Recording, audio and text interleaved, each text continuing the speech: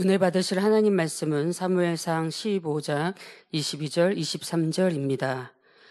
사무엘이 가로되 여호와께서 번제와 다른 제사를 그 목소리 순종하는 것을 좋아하심같이 좋아하시겠나이까.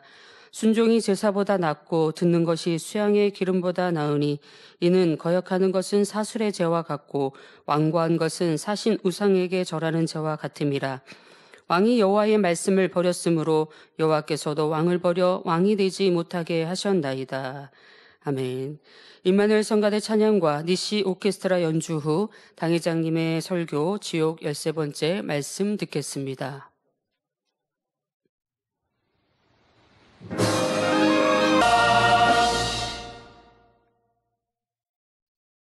사랑하는 성도 여러분, 전 세계 및 전국의 지교회 성도 여러분, 지성전 성도 여러분, 전 세계 인터넷을 통해 예배 드리는 모든 성도 여러분, GCN 시청자 여러분, 지옥 13번째 시간입니다. 요즘 주변을 살펴보면 투병 생활하는 분들을 어렵지 않게 찾아볼 수가 있습니다. 말기일수록 암 환자들의 투병 생활은 참으로 눈물겹습니다. 수술이 가능한 경우 우선 암 덩어리를 제거하는 수술을 하는데 이때 암세포가 퍼진 장기나 조직을 도려냅니다. 문제가 생기거나 재발하면 또 수술합니다. 수십 번 넘게 수술하는 사람도 있다고 합니다. 우리 교회 성도님 가운데 부친도 타국에 다닌다고 하는데 암 수술을 12번을 받아야 된다고 합니다. 또 암 수술을 받아도 또 재발하기도 하고 또 오히려 전이 되기도 하는 일도 많이 봅니다. 여기서 끝이 아닙니다. 항암주사, 방사선 치료 등 항암 치료를 받습니다. 이때 많은 부작용이 따르는데 뱃속에 장기가 튀어나올 것 같은 구토 증세, 온몸을 쥐어짜는 듯한 통증에 시달립니다. 저도 개척해서 얼마 안 돼서 어린아이가 암으로 부산에서 금요철야하고 있는데 1시경에 도착을 했어요. 금요철야하는데 그래가지고 굉장히 이제 통증에 고통받고 이게 누워 있는데 한 여자아이였습니다.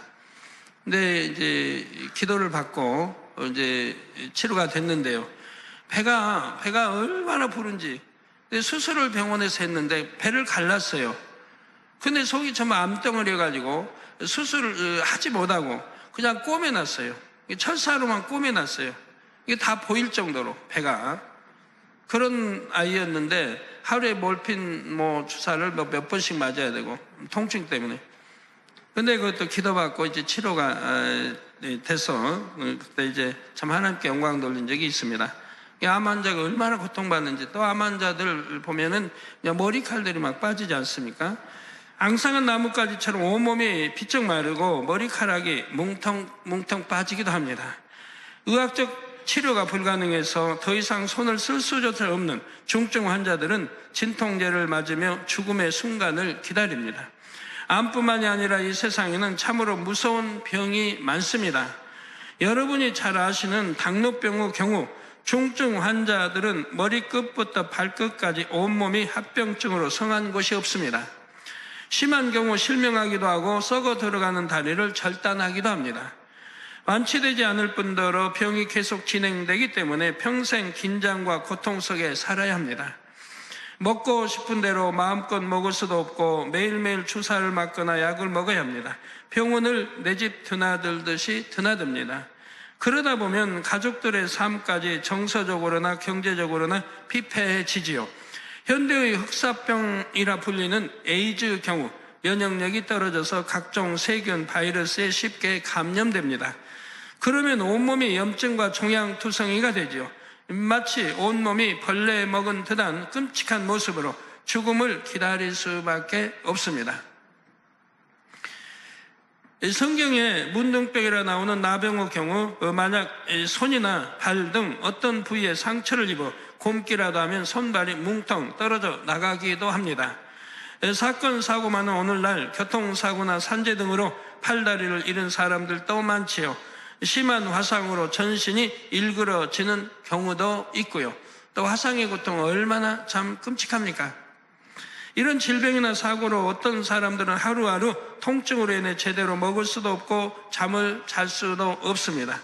마약에 가까운 진통제를 맞아야 잠깐씩 선잠을 잡니다. 심해지면 진통제도 아무 소용이 없다고 합니다. 아무 희망도 없이 통증에 시달리는 이들에게는 1분 1초가 너무나 긴 시간이지요. 어떤 이들은 점차 자신의 고유한 생김새는 물론 온전한 사람의 형체를 잃어가면서 하루에도 몇 번씩 자살을 생각한다고 합니다. 그런데 이런 질병의 고통도 지옥에서 받는 고통과는 비교할 수가 없습니다. 그래도 이 땅에서는 고통이 심해도 잠깐이나마 쉴 수도 있고 죽으면 고통이 사라집니다. 그러나 지옥에서는 쉴 틈 없이 고통 후 나날이 영원히 지속이 됩니다. 성도 여러분, 우리 예수님은 각색 병든 사람들을 고쳐주셨습니다. 그리고 이런 질병으로부터 또 영원한 지옥의 고통으로부터 자유케 하시려고 대신 참혹한 십자가의 고통을 당하셨지요. 이 재단을 통해서 세계 각지에 얼마나 많은 사람들이 치료를 받았습니까? 암뿐이 아니라 에이즈도 많이 치료받았고요. 이런 사랑을 주신 주님을 온전히 믿으면 질병의 고통, 지옥의 고통과는 상관없는 삶을 살 수가 있습니다.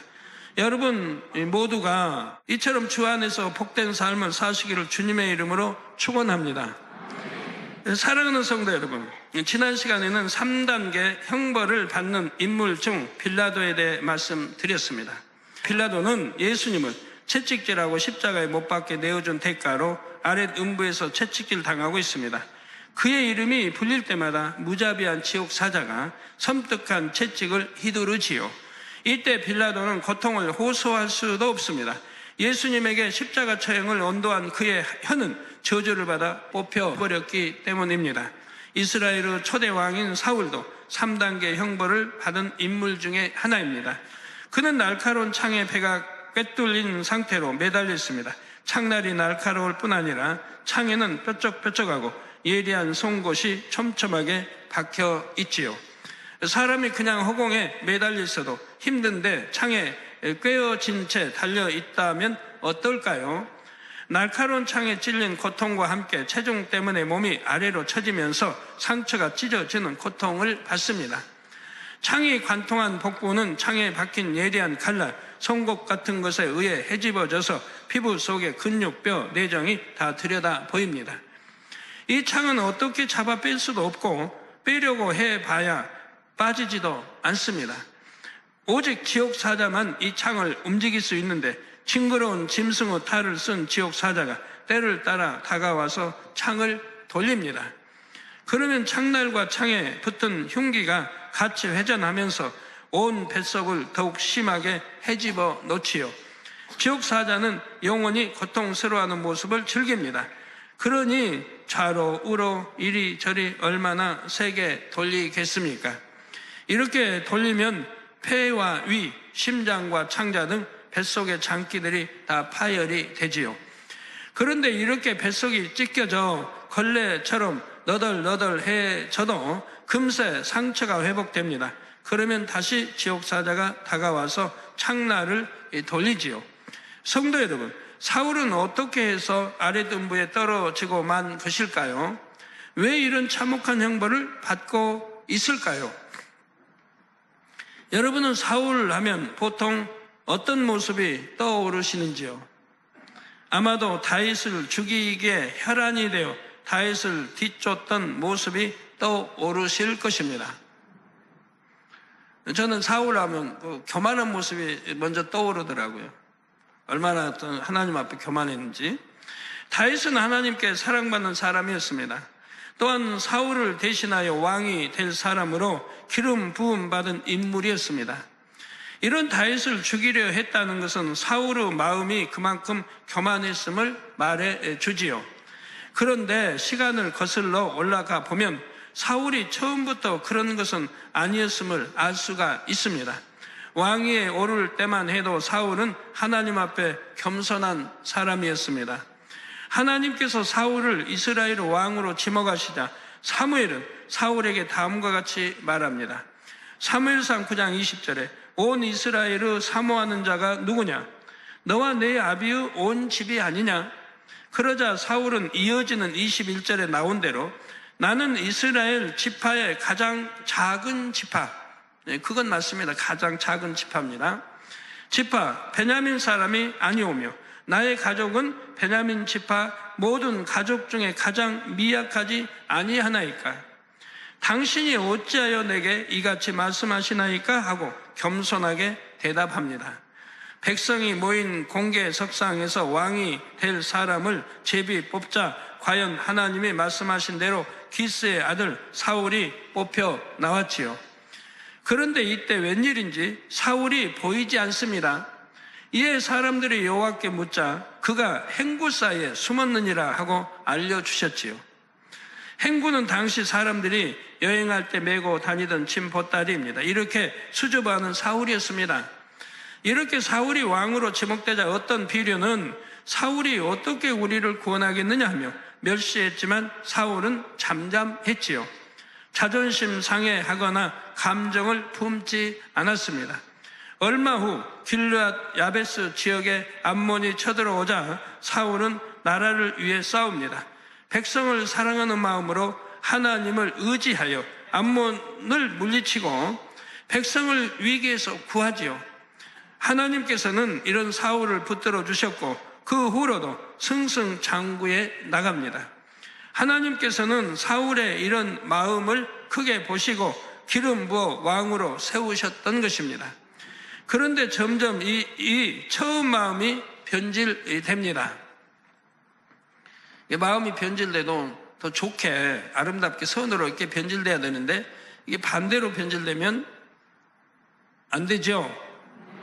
이렇게 하나님의 도우심으로 승승장구하면 하나님 앞에 더 겸비해야 하는데 금세 교만해졌지요. 예를 들면 제사장만 드릴 수 있는 제사를 자기가 직접 드립니다. 하나님께 불순종하며 범죄를 거듭합니다. 사무엘상 15장에 아말렉을 진멸하라 하신 말씀에 불순종한 사건은 여러분도 잘 아실 것입니다. 하나님께서는 아말렉을 치라 명하시면서 남녀노소 사람들은 물론 가축까지 진멸하라고 말씀하십니다.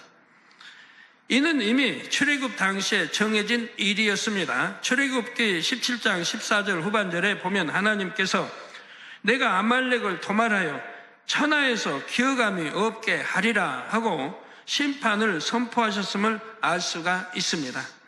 즉 아말렉은 이미 멸망받을 수밖에 없을 만큼 하나님 앞에 많은 죄를 쌓았던 것입니다. 이런 아말렉을 그대로 남겨둔다면 이스라엘이 우상 숭배 같은 이방 풍속에 물들 위험이 있습니다. 그래서 사전에 그 불씨를 철저히 없애야만 했지요. 그런데 사울은 말씀에 순종하지 않습니다. 아말렉 왕 아각을 산채로 잡아 끌고 의기양양하게 돌아옵니다. 양, 소 등 좋은 가축들도 끌어오지요. 이에 하나님께서는 사무엘에게 사울을 세워 왕 삼은 것을 후회한다 말씀하십니다. 이스라엘의 왕을 세우는 것은 하나님의 뜻이 결코 아니었습니다.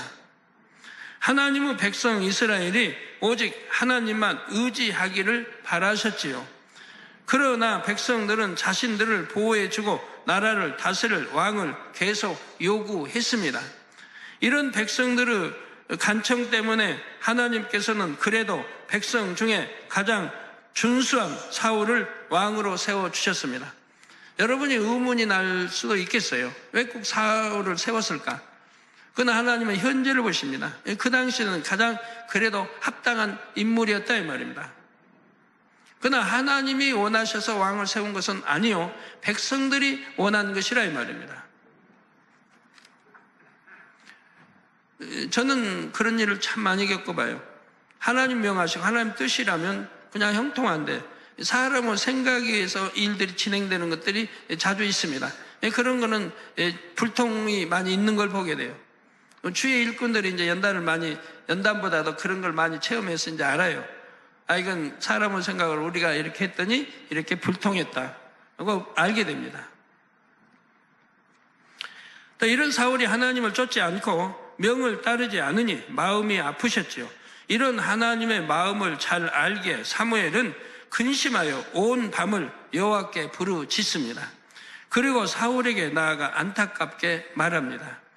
사무엘상 15장 17절에 사무엘이 가로되 왕이 스스로 작게 여길 그때 이스라엘 지파의 머리가 되지 아니하셨나이까 하며 처음 왕이 될 때 사울의 마음을 상기시키려 하지요.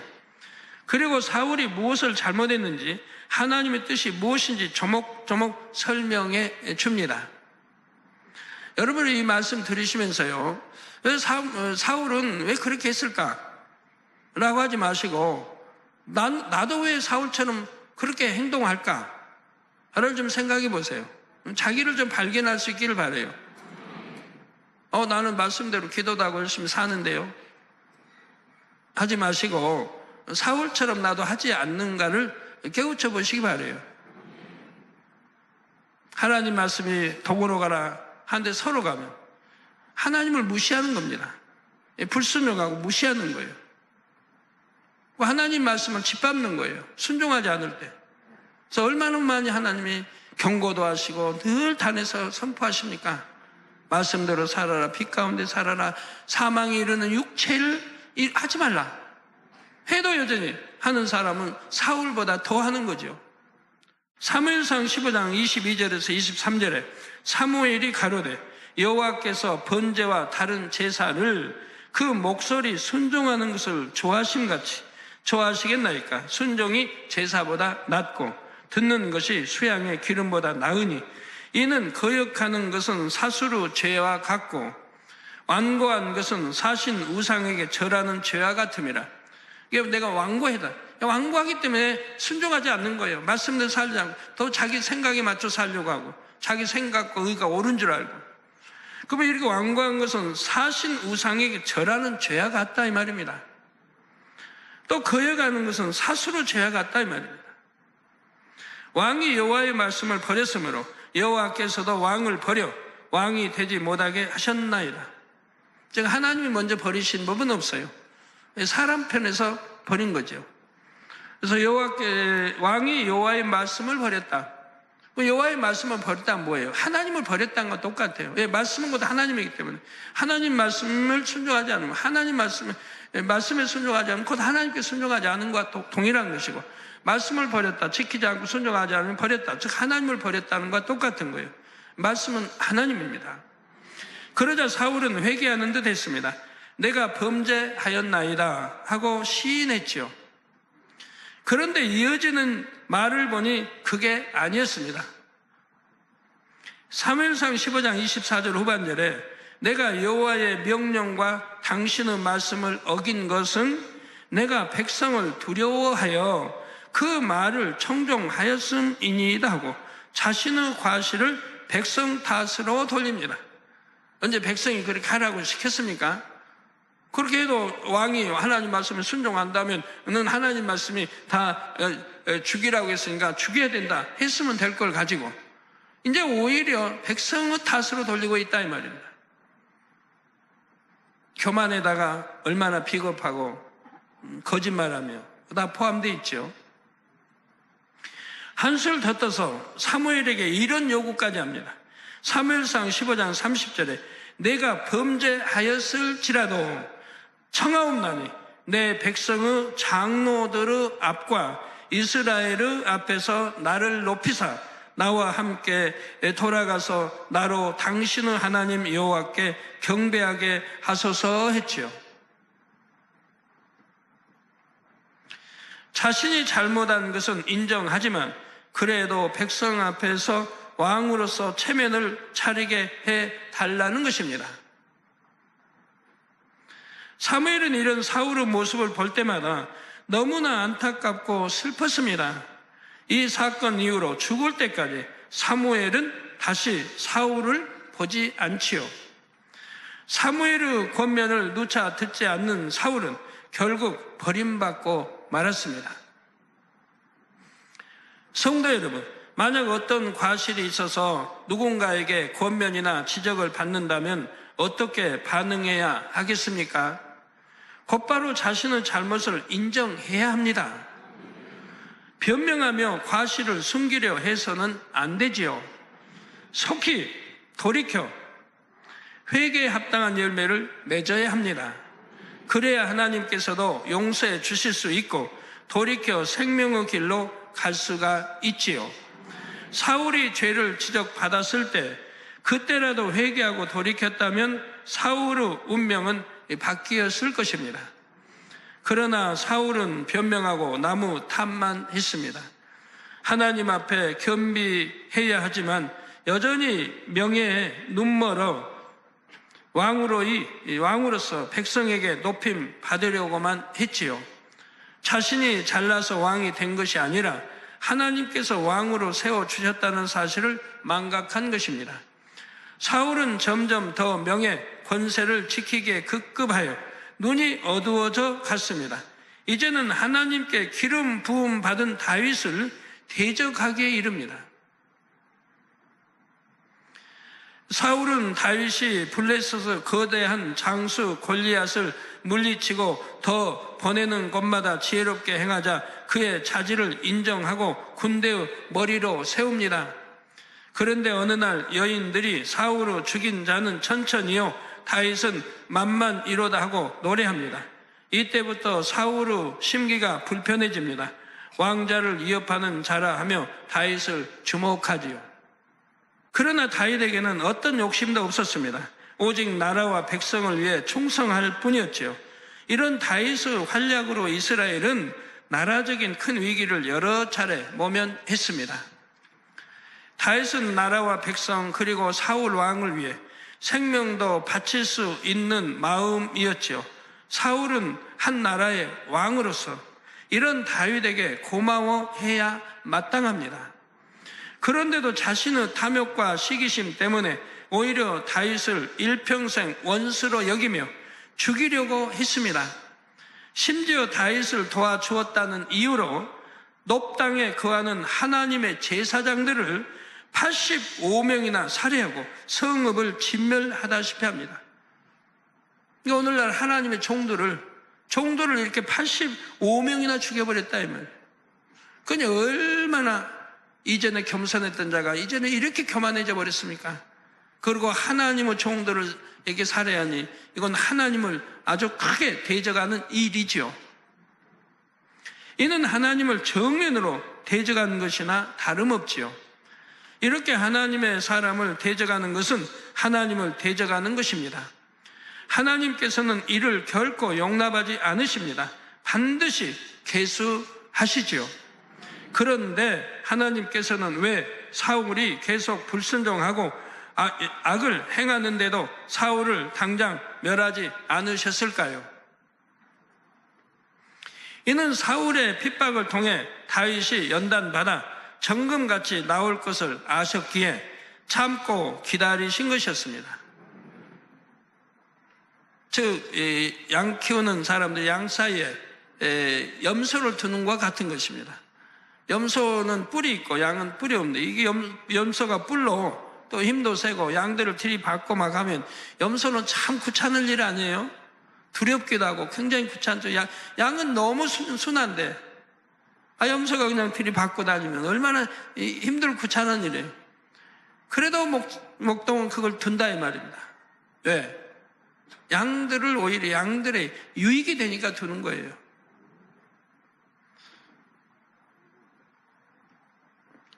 하나님도 마찬가지입니다. 다윗을 성결케 하기 위한 사울을 도구로 쓰시는 걸 봅니다. 그렇기도 하지만 또 동시에 인내하시며 사울에게 회개할 기회를 주신 것이지요. 다윗은 사울에게 쫓길 때 사울을 죽일 기회를 2번이나 얻었지만 그때마다 살려주었습니다. 다윗이 이렇게 사울을 살려줌으로써 사울을 향한 진심을 보이자 사울은 감동을 받습니다. 이렇게 자신을 선대하는 다윗의 진심을 느끼고는 감동받아 내 아들 다윗아 하고 소리 높여 울기도 했지요. 그러나 그때뿐 사울은 중심에서 돌이키지 않습니다. 여러분 은혜 받을 때 또는 치료받을 때 성령 받을 때 막 감동으로 눈물 콧물 흘리며 그냥 얼마나 그래요. 근데 그 감동이 얼마나 지속됩니까? 뭐 시험과 환난만 오면 인해 잃어버립니다. 은혜를 잃어버립니다. 감동이 사라집니다. 그러니까 초신자 때 감동은 오래가지를 못하죠. 그래서 진리 안으로 들어와야 감동은 주님 오실 때가 천국 갈 때까지 가는 건데, 저도 하나님 영접해서 지금까지 그 감동, 처음에 받았던 감동을 잊어본 적이 없습니다. 그래서 항상 은혜 잊어본 적 없고, 그래서 지금까지 항상 유지하며 더 승화되고 있는 것이죠. 그러나 그때뿐 사울은 중심에서 돌이키지 않았고요, 다윗을 죽이기 위해 또 쫓아다니죠. 사울은 끝내 오래 참으시는 하나님의 마음을 깨닫지 못했고 돌이키지 않은 채 자기 욕심을 따라갔습니다. 자, 결국 전장에서 전세가 불리해지자 자기 칼을 세우고 그 위에 엎드려 스스로 목숨을 끊는 비참한 최후를 맞았지요. 이는 이방인의 손에 처참하게 죽지 않기 위해서였습니다. 사울은 이렇듯 죽는 순간까지도 하나님의 뜻을 쫓기보다 자신의 명예, 자존심을 지키기에 급급했지요. 자, 왜 그가 아래등부에서 창에 꿰뚫려 있는지 알 수 있게 해주는 대목입니다. 또한 사울은 다윗에 대한 미움과 시기심 때문에 자신을 위해 수금을 타는 다윗을 향해 창을 던지기도 했지요. 이런 악행에 대한 대가로 아랫음부에서 날카로운 창에 배를 찢기는 끔찍한 고통을 당하고 있습니다. 이렇게 매달려서 신음하면서 사울은 이전에 주어졌던 회개의 기회들을 생각할 것입니다. 내가 왜 불순종했던고? 내가 왜 하나님을 대적했던고? 물론 이미 지옥에 떨어진 마당에 다 부질없는 생각이지만 터져나오는 후회와 탄식의 깊은 한숨은 어쩔 수가 없지요. 그나마 형벌의 고통이 더 심해지면 이런 후회도 온데간데 없이 사라지고 악한 원망의 말, 불평의 말을 쏟아 놓습니다. 그러고 있노라면 다시 상처가 물고 소름 끼치는 지옥사자가 다시 창을 돌리기 위해 다가옵니다. 자신을 응시하며 다가오는 지옥사자가 시야에 들어오면 다시금 공포에 휩싸이지요. 앞으로 당할 일을 생각하는 것만으로도 벌써 숨이 막혀옵니다. 나를 그냥 두소서, 제발 그만하소서. 애걸해도 아무런 소용이 없지요. 두려움에 몸서리치는 사울을 볼 때 더욱 흡족한 웃음을 지으면서 지옥사자는 창을 잡아 돌립니다. 돌리고 또 돌릴 때마다 사울은 몸이 찢기는 고통을 쉼없이 받지요. 사랑하는 성도 여러분, 우리 모두는 자신도 모르는 사이 하나님 앞에 높아져 있진 않은지 늘 점검해야 합니다. 그리고 직분이 높을수록 사랑받고 인정받는 자리에 있을수록 첫사랑 은혜를 늘 기억해야 하고요. 우리 모두는 죄인이었습니다. 예수님이 십자가를 져 주시지 않았다면 사울처럼 지옥에서 고통받을 존재들이지요. 이런 우리를 하나님께서 구원해 주셨습니다. 은혜 주시고 건강과 물질을 주시고 사명을 주셔서 충성하는 일꾼이 되게 하셨고요. 이런 우리가 그 무엇을 내가 했다고, 내 것이라고 할 수가 있겠습니까? 그러므로 하나님 앞에서나 믿음의 형제들 앞에서나 항상 겸비해야 합니다.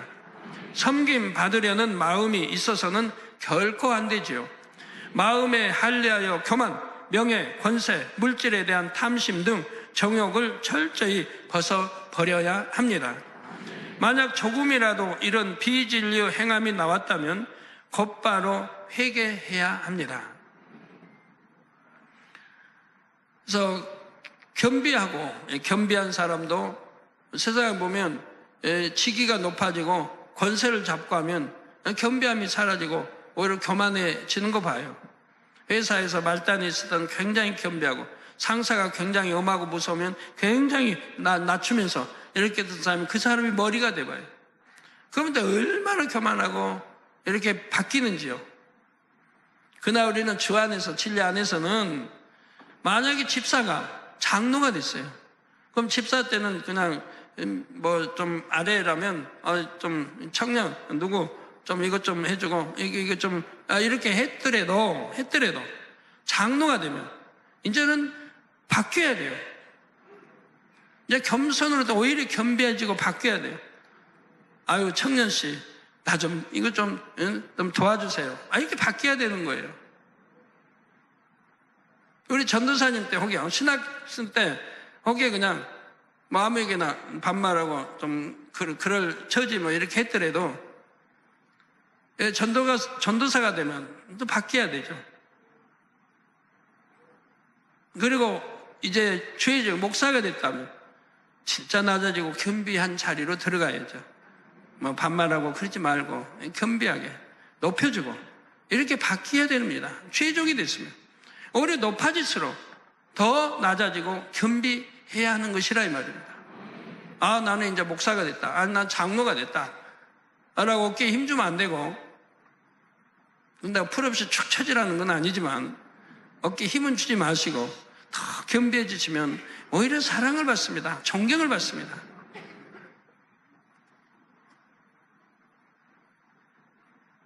그래서 조금이라도 이런 비질을 행함이 나왔다면 곧바로 회개하고요. 처음에는 공고함을 느낍니다. 사랑의 징계도 임하고요. 그러나 돌이키지 않고 계속해서 범죄하면 나중에는 양심의 가책도 받지를 않습니다. 이게 계속 죄를 지어가다 보면 나중에 양심의 가책도 안 받고 내가 죄를 지었는데도 이게 죄인가 할 정도예요.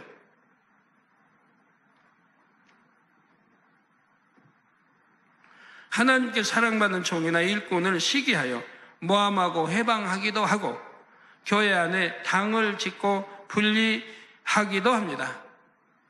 제가 전에 전도사 때 이제 부흥성에 다니면 교회 목사님들이 제일 부탁이 그거예요. 우리 장로님들 깨트려주세요. 권사님들 깨트려주세요.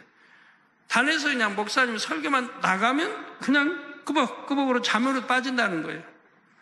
또 당진데 뭐 우리 교회는 장로파가 있고 누구 권사파가 있는데 이것 좀 깨트려 달라는 거예요. 목사파 있단 말은 안 하시더라고요. 그냥 장로파. 물론 목사파도 있고 장로파도 권사파도 있는 건데도 그냥 장로파 누구 뭐 이렇게 있는데 심지어는 가르쳐 주려고 돼. 앉았으면 돼. 저 장로님 파가 있고 온다고. 그럼 설교 때 저는 한 번도 지적 안 했어요. 파 뭐 할 필요가 없어요. 누구 파 왜 교회 안에 이런 게 있냐 분쟁이 있냐고 사단회라고 하고 한 적이 없어요. 왜? 이 진리도 십자가도만 설교해도 1시간 한 번만 설교해도 나 거기서 깨어지니까요. 거기서 깨어지니까 나중에 그런 사람들 찾아와서 아니면 식사 때 같이 먹는 점심 식사 때 회개들 하고 해요. 그 찾아와서 회개들 하고 전도사 때도 그랬어요.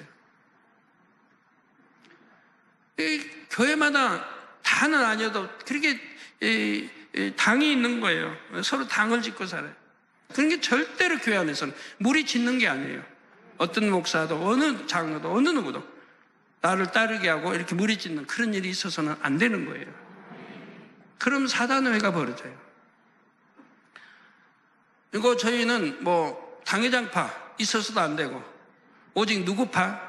우리 하나님 주님 하나님 아버지 아들 딸 또 우리 주님의 우리는 신부 저 전부 하나님과 주님과 이렇게 일체를 이루어야 되는 거지 뭐 당회장파 누구파 해서는 절대 안 된다 이 말이에요.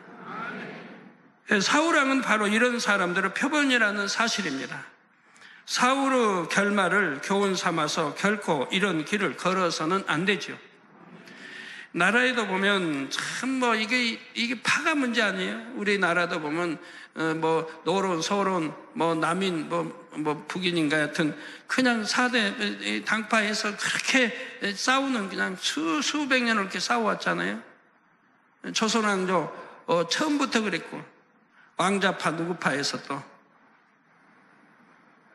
그리고 누구 영의정파 또 누구에서 하고 그러다 이제 사색이 나눠지고 당파가 나눠져서 끝까지 싸우잖아요. 특히 하나님의 사람을 대적하는 죄가 얼마나 큰지 깨달아서 생각 또는 말로라도 대적하는 일이 없어야 합니다. 성도 여러분, 하나님께 참으로 인정받는 사람은 사랑받고 인정받을수록 더욱 낮아집니다. 또 하나님을 진정 뜨겁게 사랑하는 사람은 세상을 사랑할 여유가 없지요. 사랑하는 성도님들은 아버지 하나님께서 여러분을 가장 높은 그곳, 곧 새 예루살렘으로 이끄실 때까지 늘 가장 낮은 곳에 처하시기를 주님의 이름으로 축원합니다. 말씀 참고하시면서 통성으로 기도하시겠습니다. 아버지 하나님, 은혜와 사랑에 감사드립니다. 지옥 13번째 말씀 들었습니다. 아버지, 사울은 지옥에서 아버지 날카로운 창에 아버지 꽂혀 있다 말씀 들었습니다. 왜 이런 아버지 이런 고통을 받을 수밖에 없었는지, 사울은 교만했고 아버지 낮은 마음이었고 아버지 왕이 되기 전에는 겸비한 마음이었지만 왕이 되고 나서는 교만했습니다. 또 악을 행했습니다. 다윗을 아버지 사랑했던 다윗을 아버지 잡아 죽이러 쫓아다녔습니다. 얼마나 큰 죄를 지으면서도 알지 못하며 하나님 말씀에 수시로 불순종하면서도 깨우치지 못하고 늘 변명만 되고 이유만 됐습니다. 아버지, 우리 모습은 어떠한 모습이 되어야 될지 깨우쳐보게 하여 주옵소서. 내가 아버지 머리가 되어지고 점점 더 아버지 큰 자가 되어질수록 낮아지는 마음이 되어지며 겸비한 자가 되어지며 하나님 기뻐하시는 자가 되어질진데, 그렇지 못하며 내가 교만해지고 내가 어떤 지적을 받는다 할지라도 아멘하고 순종하며 나가야 될 텐데, 그래야지 못하며 또 교만하고 또 변명하고 이유되고 있습니다. 아버지, 용서하여 주시며 우리 안에 더욱더 깨우침과 깨달음이 되게 하여 주시고 사울을 통해서 나를 발견해 볼 수 있는 은혜로운 시간 될 수 있도록 함께하여 주시옵소서. 감사하오며 우리 주 예수 그리스도의 이름으로 기도하옵나이다. 아멘. 당회장님의 환자를 위한 기도를 받으실 때 아픈 곳이나 연약한 곳 위에 손을 얹고 기도 받으시고, 아프지 않은 분들은 가슴에 손을 얹고 마음의 소원을 위해 믿음으로 기도 받으시기 바랍니다. 할렐루야. 전능하신 사랑의 아버지 하나님, 이 시간 기도받는 모든 성도님들 위해 안수하여 주옵소서. GCN과 인터넷과 화상을 통해 기도받는 지교회와 지성전, 그리고 전 세계 하나님의 자녀들 위에도 시공간을 초월하여 역사하여 주시기를 원합니다. 믿어지는 믿음을 주시고 부정적인 생각과 의심의 세력을 물리쳐 주옵시며 모든 시험 환난도 물리쳐 주옵소서. 머리부터 발끝까지 오장육부 뼈 마디마디 온몸의 신경 조직 세포 등 아픈 곳마다 성령의 불로 태우시고 근본의 빛으로 역사하여 주옵소서. 예수 그리스도의 이름으로 명하노니 원수마귀 사단 모든 질병 균 연약함아 물러가라. 빛이 여임하라. 모든 불치 난치병도 성령의 불로 태워 깨끗게 하여 주옵소서. 말라리아를 비롯한 모든 풍토병도 물리쳐 주옵소서. 감기, 기침, 열, 몸살, 독감 등 각종 유행성 질병도 다 물러가라. 어떠한 유행성 질병 균도 틈타지 않게 지켜 주옵소서. 위암, 폐암, 간암, 유방암, 자궁암, 대장암, 피부암 등 각종 암과 에이즈, 백혈병, 뇌졸중, 고혈압, 저혈압, 심장병, 폐병, 위장병, 당뇨, 부인병, 피부병, 갑상선 질환과 모든 염증도 깨끗게 하여 주옵소서. 소아마비, 중풍, 관절염, 디스크도 온전케 하여 주옵소서. 요통, 두통, 신경통을 비롯한 모든 통증은 사라질지어다. 간질, 자폐증, 우울증, 조울증, 노이로제 등 모든 정신질환도 물러가라. 모든 마비된 것도 풀어지고 일어나 걷고 뛸지어다. 눈도 잘 보이게 하옵시고 귀도 잘 들리게 하여 주옵소서. 소경은 눈을 뜨고 기머거리는 들으며 벙어리는 말할지어다. 각종 사고, 후유증도 깨끗게 하시고 부러진 뼈도 붙여 주옵소서. 화상 입은 것도 온전케 하옵시고 화기암 물러가라. 열도 물러가라. 아버지, 흉터 나지 않게 역사해 주시기 원합니다. 마약을 비롯하여 각종 약물과 독극물 중독도 깨끗함을 입을지어다. 죽은 신경과 세포가 살아나며 죽은 자도 살아나게 하여 주옵소서. 잉태의 축복도 주시기를 원합니다. 잉태의 축복을 받으라. 예수 그리스도의 이름으로 명하노니 원수마귀 사단아, 하늘 공중 곳에 잡은 악의 영들아 물러가라. 그의 사자들도 물러갈지니라. 이 땅의 악한 영, 더러운 영, 거짓되고 간사한 영, 이간질하고 미혹하는 모든 어둠들은 물러가라. 모든 흉악의 결박을 풀고 어둠아 물러가라. 빛이여 임하라. 아버지 하나님, 부르짖어 기도할 수 있는 능력을 주시고 죄를 버리고 성결될 수 있는 능력을 주옵소서. 영원히 잘됨같이 범사에 잘되게 하시고 가정의 복음화도 이루어 주시기를 원합니다. 한 주간도 모든 사고와 재앙으로부터 지켜주시고 불통이 없는 형통한 삶을 살 수 있도록 축복해 주옵소서. 성령의 불담으로 천군 천사와 주님의 불꽃 같은 눈동자로 모든 하나님의 자녀들과 가정, 일도, 사업들을 지켜주시기를 원합니다. 학생들에게 지혜와 명철을 더하시고 공부할 수 있는 뜨거운 마음과 열정도 더하여 주옵소서. 마음과 생각을 세상에 빼앗기지 않도록 지키시고 하나님을 뜨겁게 사랑하는 학생들로 축복하여 주옵소서. 하나님의 자녀들이 먹으나 마시나 입으나 무엇을 하든지 하나님 앞에 영광 돌리는 삶이 되게 축복하여 주시기를 원합니다. 나는 하나님을 만났노라, 체험했노라, 응답 받았노라, 축복 받았노라 간증하는 입술이 되게 역사하여 주옵소서. 아버지 하나님 감사합니다. 홀로 영광 받으옵소서. 우리 주 예수 그리스도의 이름으로 기도하옵나이다. 아멘.